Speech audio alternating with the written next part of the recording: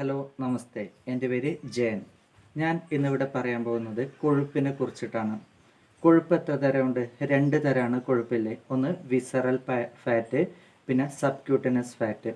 നമ്മൾ അരവണ്ണമൊക്കെ പിടിച്ച് നമ്മുടെ ഇത് തടിയൊക്കെ ചെക്ക് ചെയ്യാറില്ലേ, കൊഴുപ്പൊക്കെ ചെക്ക് ചെയ്യാറില്ലേ, അപ്പോൾ കിട്ടുന്ന ഫാറ്റ് ഏതാണെന്നറിയാമോ? അതാണ് സബ്ക്യൂട്ടനസ് ഫാറ്റ് എന്ന് പറയുന്നത്.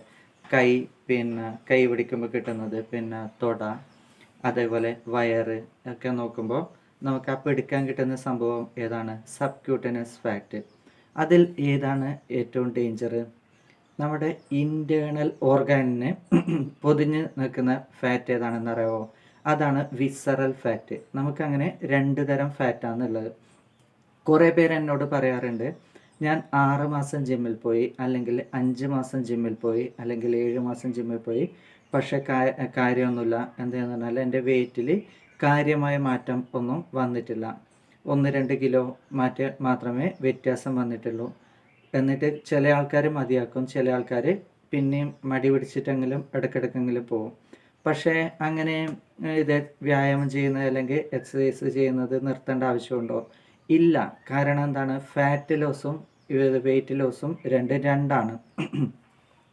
അവരുടെ ഫാറ്റ് കുറഞ്ഞിട്ടുണ്ടാവും, പക്ഷേ ഈ വയറിൻ്റെ ഭാഗത്ത് എങ്ങനെ നമുക്ക് പിടിക്കാൻ കിട്ടുന്നത്, പിന്നെ കൈയുടെ ഭാഗത്ത്, പിന്നെ തുടയുടെ ഭാഗത്തൊക്കെ പിടിക്കാൻ കിട്ടുന്നത് അതേത് ഫാറ്റാണ്? അതാണ് സബ്ക്യൂട്ടനസ് ഫാറ്റ് എന്ന് പറയുന്നത്. നമുക്ക് ഏറ്റവും ലാസ്റ്റ് കുറയുന്ന ഫാറ്റാണ് സബ്ക്യൂട്ടനസ് ഫാറ്റ്. അത് കുറയ്ക്കാൻ കുറച്ച് പാടാണ്, പക്ഷേ കുറയും. പക്ഷേ അതിനേക്കാളും ഡേഞ്ചറാണ് വിസറൽ ഫാറ്റ് എന്ന് പറയുന്നത്. ഈ വിസറൽ ഫാറ്റ് നമ്മുടെ ഇൻറ്റേർണൽ ഓർഗൻസിനെ ചുറ്റിയുള്ളതാണ്.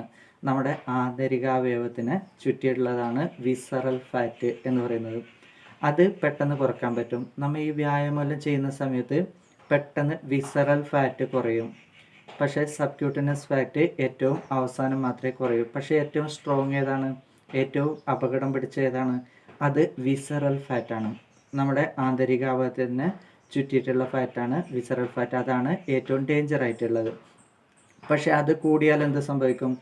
ഇൻസുലിൻ പ്രൊഡക്ഷനെ ബാധിക്കും, പിന്നെ ഡയബറ്റീസ് വരും, പ്രഷർ കൂടും, കൊളസ്ട്രോൾ കൂടും, അങ്ങനെയൊക്കെ വരും വിസറൽ ഫാറ്റ് കൂടിയാൽ. അപ്പോൾ ഇത് നമുക്ക് സബ്ക്യൂട്ടനസ് ഫാറ്റ് പേടിക്കേണ്ടതില്ലേ? പക്ഷേ ഇല്ലയെന്ന് വെച്ചാൽ 1-2 ലെയേഴ്സൊക്കെ അത്ര ഇത് സബ്ക്യൂട്ടനസ് ഫാറ്റ് ഉണ്ടെങ്കിൽ നമുക്കത് നോർമലാണ്, പേടിക്കേണ്ട ആവശ്യമില്ല. അത്ര നമുക്ക് ആവശ്യമുണ്ട്.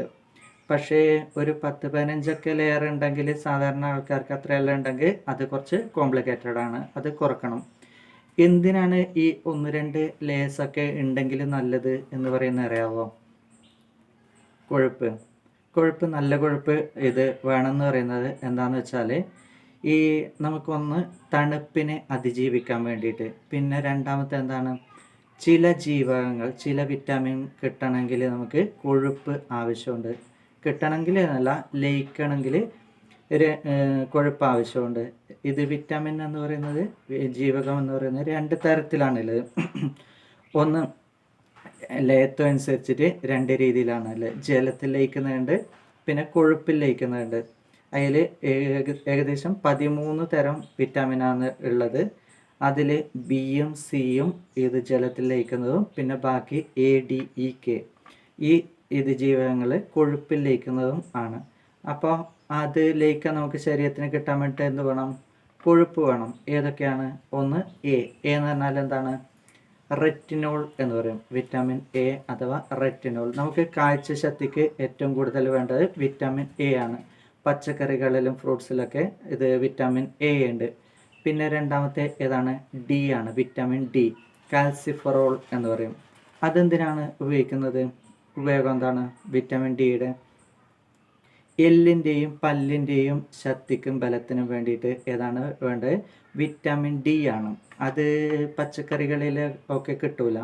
അത് കിട്ടണമെങ്കിൽ സൂര്യപ്രകാശം വേണം. സൂര്യപ്രകാശത്തിലൂടെ കിട്ടുന്ന വിറ്റാമിനാണ് വിറ്റാമിൻ D അഥവാ കാൽസിഫറോൾ എന്ന് പറയുന്നത്. പക്ഷേ കുറച്ച് ഇത് മുട്ടയുടെ വെള്ളയിൽ ഉണ്ടാവും, പിന്നെ മീനെണ്ണ അഥവാ മത്സ്യം, അതിലൊക്കെ അടങ്ങിയിട്ടുണ്ട്. പിന്നെ വിറ്റാമിൻ E എന്ന് പറയും. വിറ്റാമിൻ E അഥവാ ടോക്കോഫിറോൾ എന്ന് പറയും. അതെന്തിനാണ് ഉപയോഗിക്കുന്നത്? സ്റ്റെറിലിറ്റിക്ക് വേണ്ടിയിട്ടാണ്, വന്ധ്യത ഇല്ലാതാക്കാൻ വേണ്ടിയിട്ടാണ് ഈ വിറ്റാമിൻ ഇ ഉപയോഗിക്കുന്നത്. അത് മുട്ടയിലൊക്കെ അടങ്ങിയിട്ടുണ്ട്. പിന്നെ വിറ്റാമിൻ കെ എന്ന് പറയും. വിറ്റാമിൻ കെ അഥവാ ഫില്ലോക്കിനോൺ എന്ന് പറയും. അതെന്തിനാണ്? രക്തം കട്ട പിടിക്കാൻ വേണ്ടിയിട്ടാണ് വിറ്റാമിൻ കെ ഉപയോഗിക്കുന്നത്. അതായത് പെട്ടെന്ന് ശരീരം മുറിഞ്ഞാൽ ഇത് രക്തം കട്ട പിടിച്ചില്ലെങ്കിൽ രക്തം കുറേ വാർന്നു പോകുമല്ലോ, അതിന് വേണ്ടിയിട്ടാണ് വിറ്റാമിൻ കെ ഉപയോഗിക്കുന്നത്. അപ്പോൾ ഇത്രയും വിറ്റാമിൻ കിട്ടണമെങ്കിൽ എന്ത് വേണം? നമ്മുടെ ശരീരത്തിന് കിട്ടണമെങ്കിൽ കൊഴുപ്പ് വേണം. അപ്പോൾ അതിന് ഒരുപാട് കൊഴുപ്പായിക്കൂടാ, ആവശ്യത്തിനുള്ളത് വേണം. അപ്പോൾ പിന്നെ നമ്മുടെ ബോഡി ഷേപ്പ് എത്ര തരം ഉണ്ടെന്നറിയാമോ? 2 തരത്തിലാണുള്ളത്.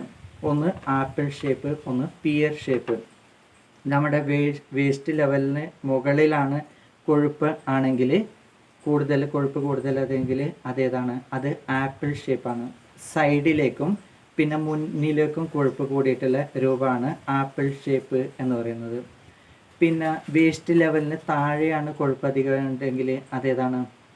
അതാണ് പിയർ ഷേപ്പ് എന്ന് പറയുന്നത്. അപ്പോൾ നിങ്ങൾക്ക് തന്നെ മനസ്സിലാക്കാമല്ലോ ഇതിലേതാണ് ഏറ്റവും കൂടുതൽ ഡേഞ്ചർ. ഏറ്റവും കൂടുതൽ ഡേഞ്ചർ എന്ന് പറയുന്നത് ആപ്പിൾ ഷേപ്പാണ്.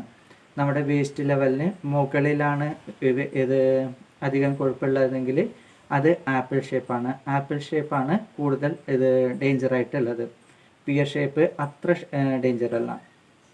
പിന്നെ ഈ കൊഴുപ്പ് കുറയാൻ വേണ്ടിയിട്ട് എന്തൊക്കെയാണ് ചെയ്യേണ്ടത്? വ്യായാമം മാത്രം മതിയാവോ? പോരാ, വ്യായാമം മാത്രം പോരാ. ഉദാഹരണത്തിന് എന്താണെന്ന് വെച്ചാൽ നമ്മൊരു സാധാരണ 1 കിലോമീറ്റർ നടന്നാൽ 200 കലോറി ഊർജ്ജം നഷ്ടമാവുമെന്ന് വിചാരിച്ചോ. ഒരു ഏകദേശ കണക്കാണ്. പക്ഷേ നമ്മൾ അത്ര നടന്നു കഴിഞ്ഞിട്ട് 2 പൊറോട്ട കഴിക്കുമ്പോൾ 200 കലോറി ഇത് ഊർജ്ജം കിട്ടുന്നുണ്ടെങ്കിൽ, കൊഴുപ്പ് കൂടുന്നുണ്ടെങ്കിൽ അത് കാര്യമില്ലല്ലോ. പക്ഷേ എന്ത് വേണം? ഡയറ്റും വേണം. നമ്മൾ കറക്റ്റായിട്ടുള്ള ഡയറ്റും വേണം. പിന്നെന്ത് വേണം? ഡയറ്റ് വേണം, പിന്നെ വ്യായാമം വേണം, ഉറക്കം വേണം. നന്നായിട്ട് ഉറങ്ങിയാൽ മാത്രമേ നമുക്ക് ശരീരത്തിന് നല്ല എനർജി കിട്ടും. എനർജിയും കിട്ടണം, പിന്നെ മെൻ്റലായിട്ടുള്ള ഹെൽത്തും വേണം, എല്ലാം വേണമല്ലോ. ഈ ഉറങ്ങുന്ന സമയത്ത് ഏകദേശം എത്ര എനർജി നഷ്ടമാകുമെന്ന് അറിയാമോ? ഏകദേശം 240 കലോറി ഊർജം നഷ്ടമാകുന്നുണ്ട്.